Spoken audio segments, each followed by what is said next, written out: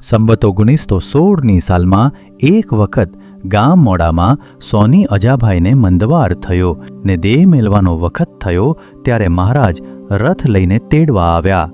તે વખતે ગોહિલવાડના મહેમાન આવેલા હોવાથી જારેજા વિરાજી તથા કુંભાજીની ડેલીએ 8-10 માણસ રાત્રિને સમય બેઠા હતા.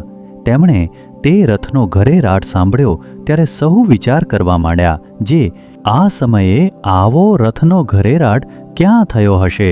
ત્યારે જારેજા વિરોજી બોલ્યા, જે અજા સોની માંદા છે તે રખેને મહારાજ તેને તેડવા આવ્યા હોય એમ વાત કરે છે.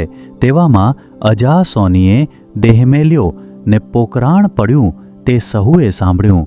ત્યારે મહેમાનોને એમ થયું, જે સ્વામિનારાયણનો ધર્મ સાચો છે, નહીં તો આમ કોઈને જણાતું નથી. તે જ વખતે જામનગરમાં અજા સોનીના બેન રતનબાઈ હતા.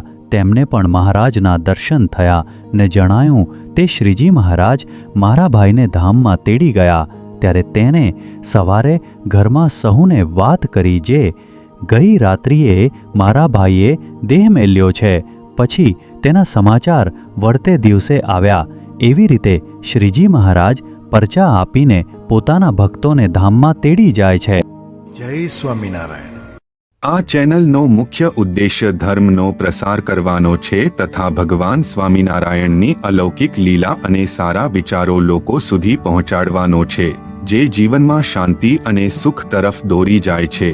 આ ચેનલ પરથી જે પણ ધનરાશિ પ્રાપ્ત થશે તેમનો ઉપયોગ સમાજ સેવા, ગૌસેવા તેમજ લોક ઉપયોગી કાર્યોમાં થશે. ચેનલ સહજાનંદ ગાથા સબસ્ક્રાઇબ કરો, વિડિયો લાઇક કરો અને હા, તમારા મિત્રો સાથે શેર કરો. જય સ્વામિનારાયણ. આ ચેનલનો મુખ્ય ઉદ્દેશ્ય ધર્મનો પ્રસાર